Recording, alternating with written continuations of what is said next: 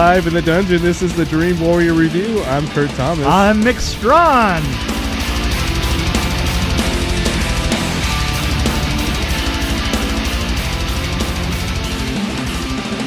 So we saw a movie called Phantom Carriage. On a New Year's Eve, the driver of a ghostly carriage forces a drunken man to reflect on his selfish, wasted life. Wow, that's which not even was a little close. too simplified, and That it's is a lot more not. complicated than it really is. Let's get into it. Okay. I left my notes. You left your notes. I had these brilliant notes that I left, and I don't know where they are.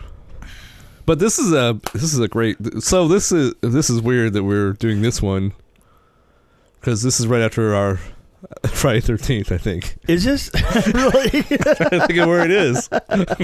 Well, you know what? I think that we need to start with the place from which a lot of these films are coming from, and we should explain the Internet Archive a little bit.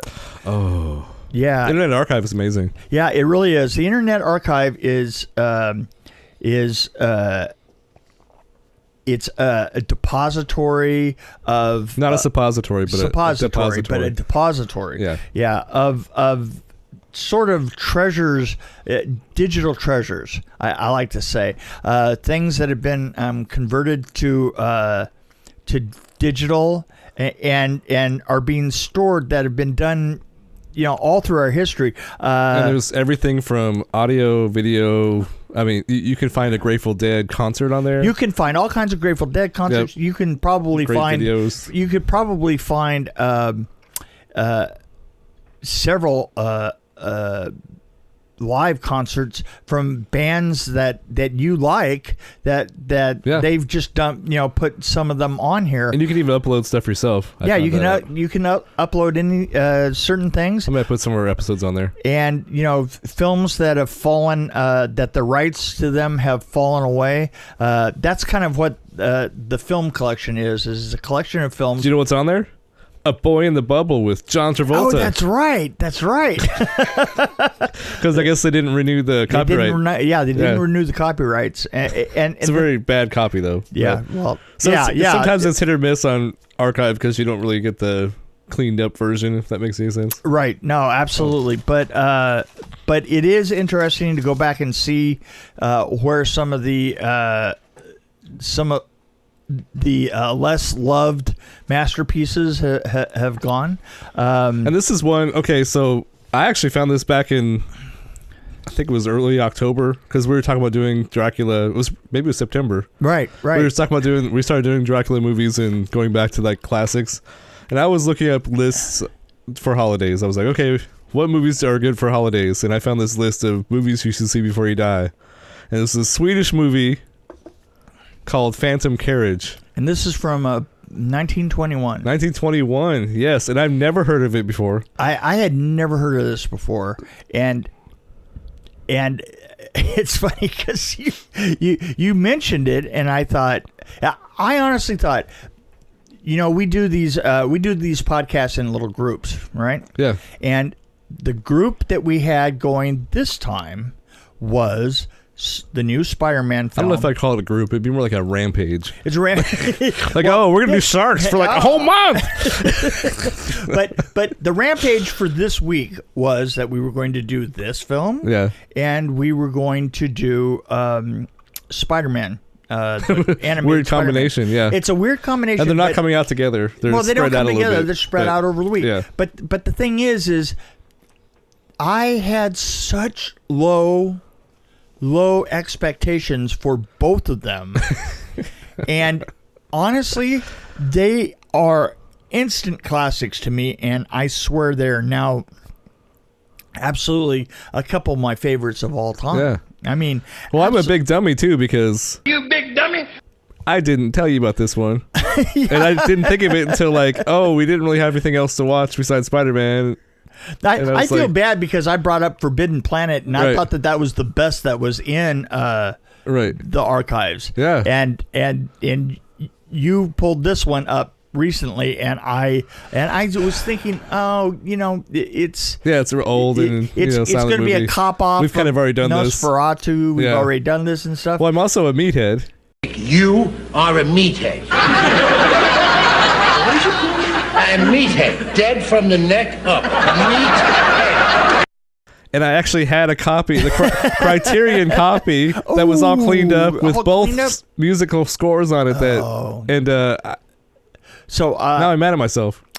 So anyway, because I peeked through the DVD and it's beautiful. It's very clean and it looks great. Yeah. And it has both scores on it, so you have the option of playing 2 different scores, which I have some information about that whenever you're interested. I'm curious as to which one I heard, because I think it was Modern Instruments. It was not. It wasn't an original score.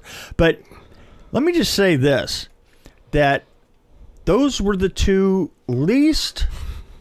Those 2 films that we're doing tonight, that we're doing the recording of tonight, I thought were the lowest possible, and they're both amazing.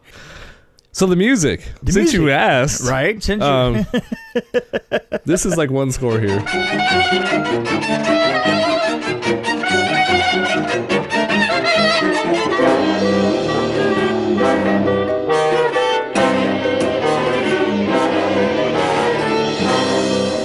That's not the one you heard. That's not the one I heard. No. That was that was definitely not the one I heard. So the other one, that was okay. I'll tell you about these two scores. But I'm giving you a little sample of each one. Give me a sample of each one. Give me a sample of the other one. And this is the KTL one, which I think is what you heard, which is the one I heard.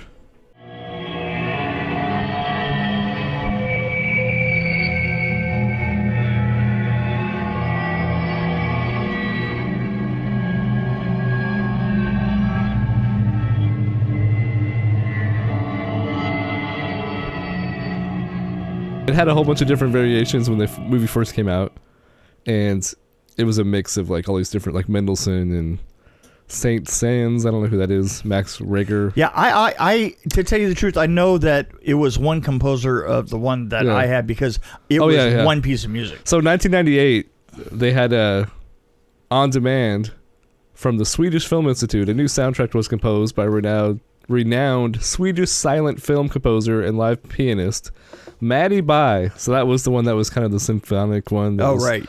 And so the one we listened to was the one from 2008, which was actually done by the musical group KTL.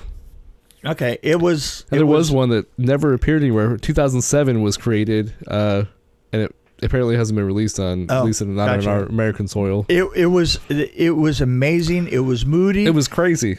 I mean, the music was intense. The music was super intense. Yeah. And so well matched to this film. Yeah. But the thing is this film had a darkness in its soul that just. And the thing that you have to remember is when you're looking at an old film like that, and you think to yourself that, oh well, it's. Everything looks this way because of right. You have to relate to the movie somehow to really be interested in it. But what you think to yourself is you think that things look that way, but they didn't. Right. The thing is that was also monochrome. It was like all one color. Every scene was colorized. Right, but it was, but it was pretty dark. It was dark, and the lighting was really low, and yes, and the effect overall of like trying to light things by candles. It was kind of claustrophobic. It was very claustrophobic. It was kind of dark. The lighting was intentional. Like very low. The thing is that was absolutely. It's not how everything was back then. And then the feeling you got from when they changed color.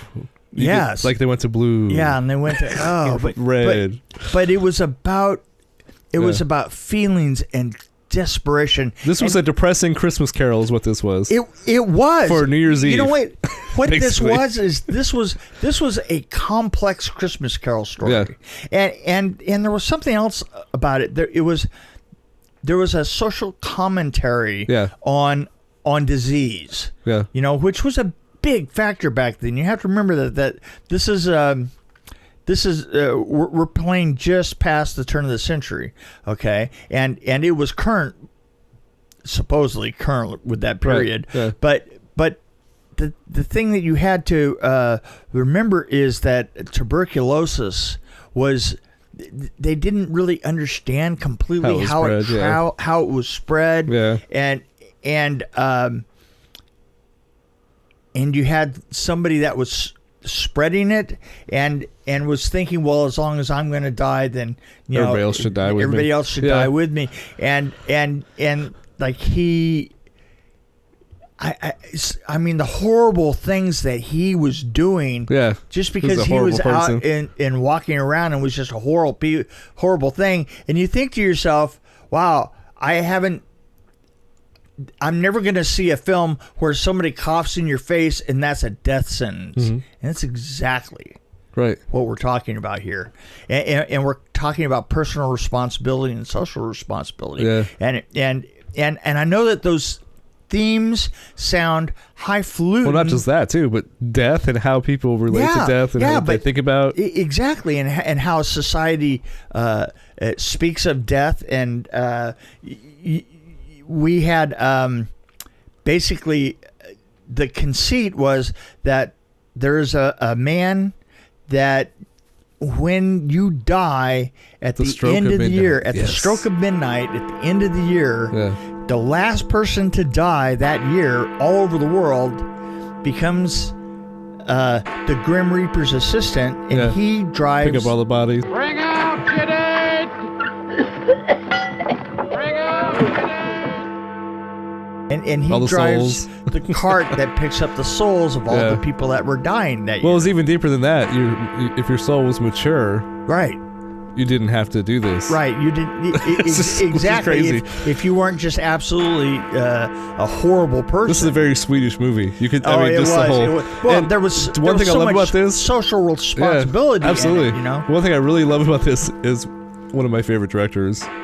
Probably actually my favorite director, Ingmar Bergman. Right. I love The Seventh Seal, and I saw this all through there, like especially when they're on the horizon. Yeah.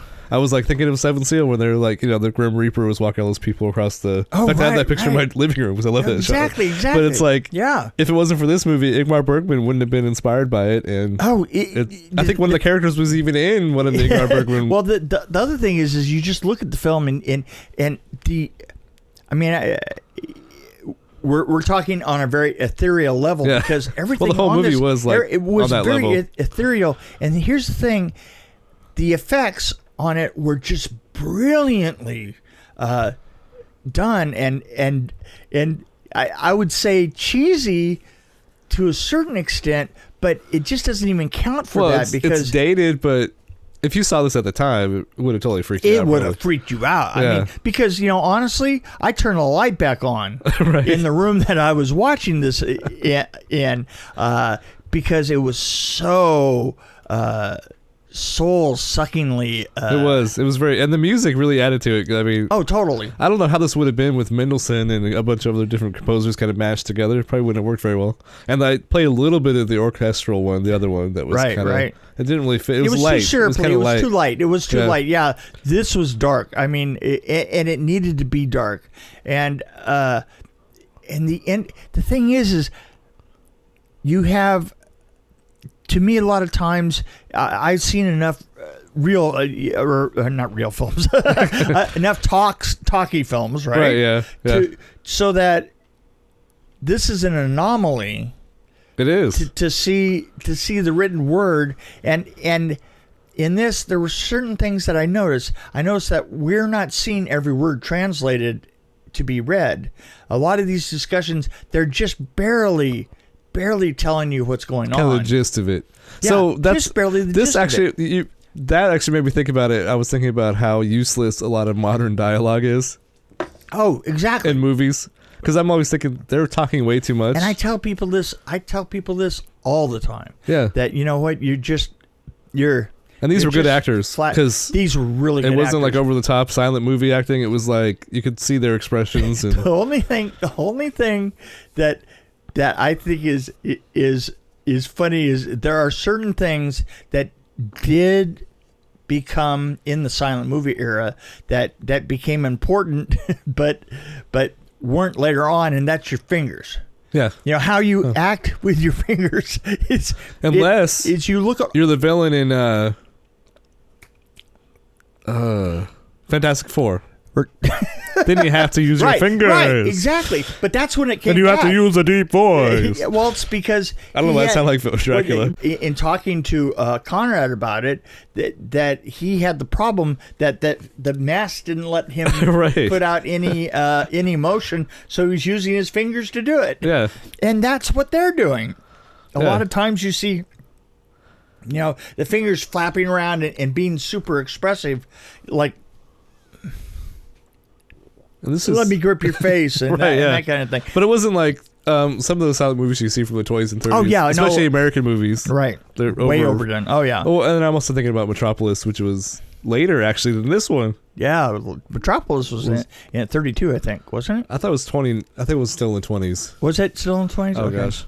See? I'm gonna have to We're use gonna my have to little go back and magic check. box. Well, and I have to say that the character 1927. 1927. Okay. So this was actually that long before this one. That's crazy to me. Yeah. So They're both. This is a groundbreaking movie. this is I think, 21, in a lot of right? ways. Oh yeah, absolutely. And I think that you could tell that in the set design, in the town, the stuff like that there was a lot that was exchanged to Nosferatu, which came from the same general area, Yeah. Yeah, there was but there was nobody just carrying a coffin around. European type stuff. Yeah, which maybe that was pretty common back then. I'm not sure, but people didn't just. It's not just a regular carriage. Yes. Isn't that what they said? It was very unique. Yeah, it was very unique. Yeah, it's very unique. Yeah, I like how it's like my favorite only shot you was can't, over the there's water. Nobody. Yeah, right. They're shooting over the water. Oh, was I know that's. And then he went under the water. That was pretty amazing. It's like, wow, that was cool. Yeah, there was just so many things about this film. So Victor, I don't know how to say Swedish names. Bjorstrom. Victor Schnorstrom. He actually played David Holm, and he was later in an Ingmar Bergman movie, Wild Strawberries, in 1957. Isn't that crazy? Whoa, that was a long wait. So I actually saw that little trivia somewhere. I'm like, that can't be true. 50 years later? I had to look it up. I was like, years. is that true? That's 50 plus years later. Maybe it's a different. No, can't be a different Victor Schnorstrom. Yeah, well, look, that's. Oh, yeah. Yeah. So, by the way, it was like. This has not. I'm talking about Swedish Chef right now. Yeah, I don't know why I went there.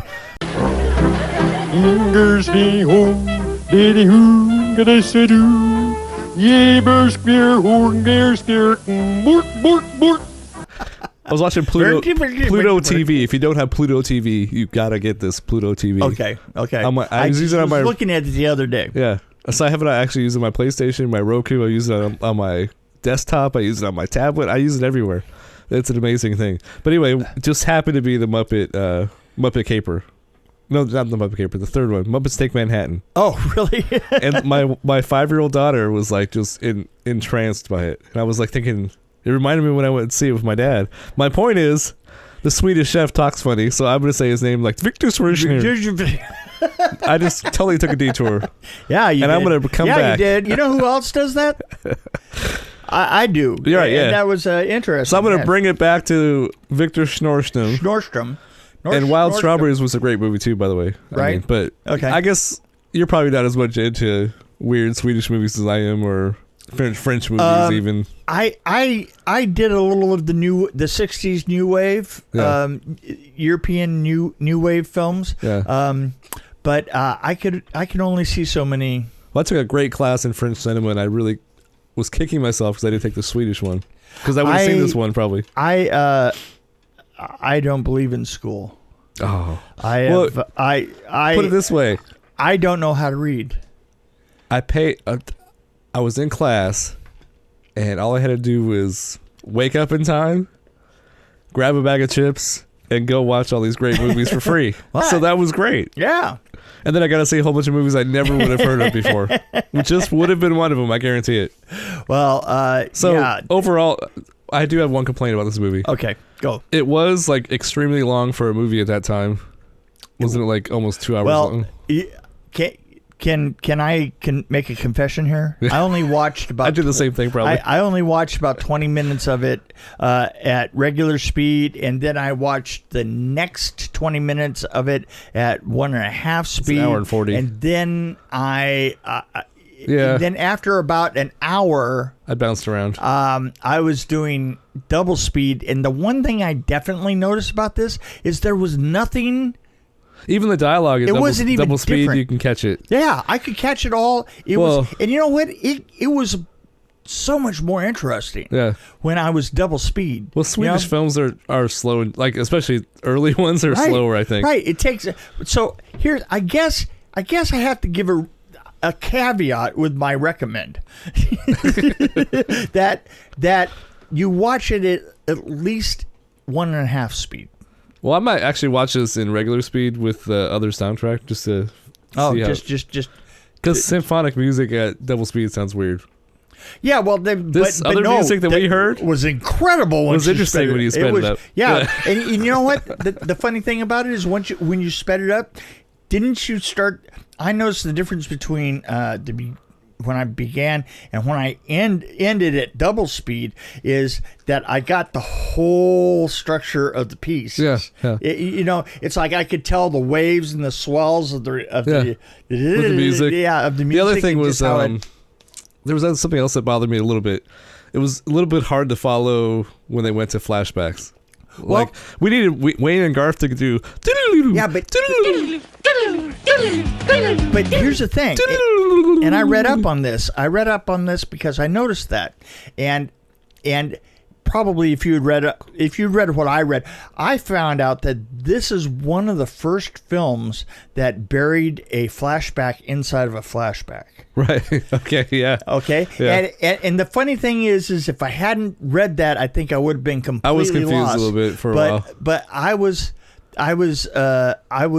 amazed at them using that device because this is the first time that kind of device had been used. They just needed a Swedish guy going Schnurgen. and then flashback within a flashback.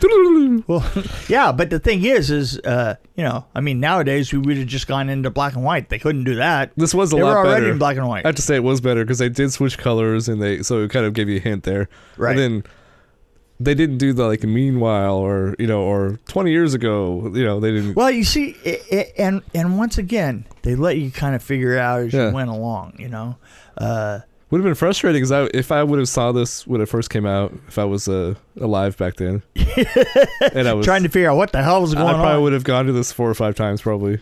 Yeah, but I just have to say, which a live orchestra there would be interesting though. Yeah, but it was so supremely just it gripped my soul because it was such. The acting was really good. That part where he tried to climb back in his body, wasn't that kind of disturbing? Right.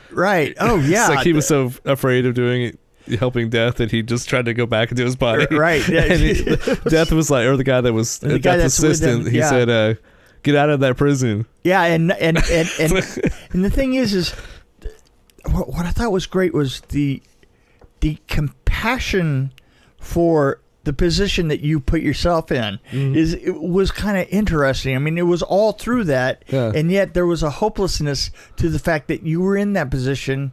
I can completely feel for you, but I have to do this. And then he went back and got forgiveness. He was actually forgiven for what he had done. Yeah, and he didn't expect it. Yeah. Yeah, and you know what? That was a complete surprise that was allowed, that was part of the, it's funny because it being a supernatural film in the end, it lays out the rules. Yeah. And it does. It's not allowed to change the rules as you go along, but what it is allowed to do is bring in a new rule that you just that was hidden, that you didn't know about. It was like a crack in the rules. It was like there's a rule that was sitting in the back of that rule so that you couldn't see it, right? Right. And I just love that. It was awesome. Otherwise, it followed its rules really well. Yes, I agree. I'm going to put this, if I did have to watch it at its standard speed, I have a feeling that I would put it at maybe a 3.2 at best. Yeah, I'm the same way. But if you're double speeding it, I'm gonna give it a 4. If I give it a little bit more. I think I'm a little bit higher, just a little touch. 4.3. Well, Victor Schnorsnum, you did a great job wherever you are. Really? So, you know, I'm going to ask you a quick question here. Best film of the year. I hate that I'm butchering somebody's name because we have Swedish listeners. So if you want to send us hate mail, please follow us and send us a little note. Yeah, maybe give us a review. Say these guys are. Yeah, we would love pronounce anything correctly. And you know what? We would love to have some people. Speaking of language, tell us what your favorite films were this year. Yes, absolutely. So I'm going to ask you what was your favorite film this year? Oh, one that we reviewed or one that I saw? Either way, I don't care. Oh gosh. Because I know you like 3 Billboards a lot. I did like 3 Billboards a lot. It was great. It was great. Black Panther was really awesome. Right. Of course, that wasn't this year though. Yeah, it was beginning of the year. Was it? Okay, I was thinking it was the end of last year. No, I think it was Why am I thinking that? It was the beginning of the year. It's already on Netflix too. That kind of blows my mind. Yeah, well, you know. Yeah. I don't know. There's so many. I like Spider-Man one. I like. This Spider-Man was amazing. It was probably one of the best films of the year. As I walked out. I'm gonna have to put A Bad Night at the El Royale. Really? Yeah. I don't know if I'd rate that as high as you. I know you didn't like it as well as I did, but I was super, super, super intrigued and happy about it. I'm actually having trouble remembering all the movies that we've done because we've done a ton of them. You know what? There is something to be said for the fact that we did so many freaking films. Literally, when my movie card died, movie club or what was that? Movie crap. Movie Pass. Movie Pass. Yes. When my Movie Pass died, it had 156 films on it this year. Yeah. Right? So. And that was when it died.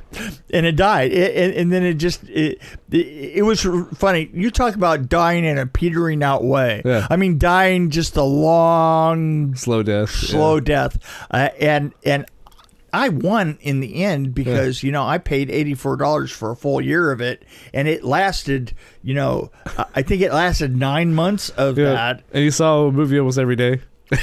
I did. I saw 150 movies now. Considering that makes it me was wish I was 9 months, retired. it's pretty good. I wish I was retired. Well, there you go. And in fact, right now there's some movies I want to see that I can't see because I'm working. I'm like, well, the funny thing is, I've been so busy lately. I've actually not seen everything that's out. Oh, that's true. But so we're on AMC now. We're on AMC. So if AMC wants to sponsor us, wink, wink, nudge, nudge. Yeah, really. I'll be happy with that. I would be really happy with that. Talk them up a lot. We would. We wouldn't say things about their bathroom like right. We have an issue in our theater. We have an issue in our theater. Our theater, has problems. So if somebody's listening that's high up on the chain at AMC. See what you could do. Yeah, come on. They're going to redo the bathroom and call it the mixed Strawn room. You know what? By the time they get to that, I'm going to be dead, and it'll be the mixed Strawn Memorial bathroom. Didn't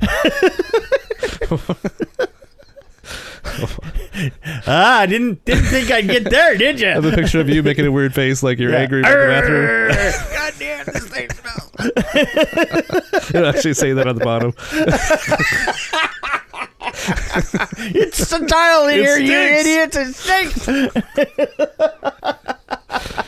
Anyway, you know what? I highly recommend both of the films that we've done tonight, and this one just absolutely knocked my socks off.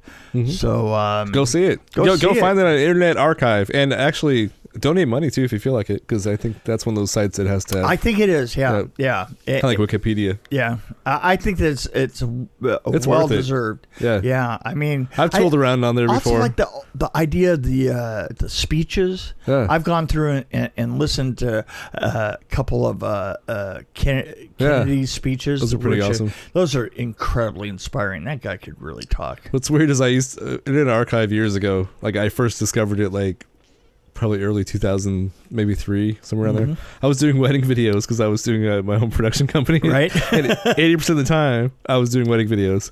And I was actually pulling clips from Internet Archive, of trains and stuff. Yeah, right. And working it into the reception video just to make it more interesting. Yeah. And I used old cartoons all the time that were, public domain. Public domain, yeah. But I had to be careful with the old cartoons because sometimes they were characters that weren't so acceptable nowadays, if I put it that way. You know, they have constantly, again and again, revised the rules of copyright and trademark and just, you know, screwed the ability to get some of these great cartoons that have that have been around forever. When originally the idea of copyright was that it would lead people beyond the term of your life, it would lead things back into the public domain. But look at Disney. Disney screwed everything up. Yeah, totally. Yeah. You know, I mean, yeah. Anyway, there's a new year coming. Yes. I think we're in it. We're deep in it. Not really. We're gonna be. We're in it already. We're gonna be. There's a new year coming up. Happy New Year, everybody. Happy New Year. Let's just hope that 29 is better than 2018, because honestly, could it have gotten any weirder than it did this year? No. Well, maybe it can. Yeah, really. I think we're in an alternate universe. That's what I keep thinking. Just like we to were myself. in the Spider-Man movie. I think, yeah. Yeah. So maybe I'll get my Christmas wish. We're in the Porky Pig. In January. Sometime in January, I'm going to get my Christmas wish. I'm not going to say what that is because somebody might disagree with me, but I hope I get that wish. What we need is, in 2019, we need a public service. Right. Absolutely. I'm all for it. Tons of public service. Boy, absolutely. Yeah. So anyway, guys, Happy New Year to everybody, and we're going to go party. It's Wayne's World! Wayne's World! Party time! Excellent! All right! Woo!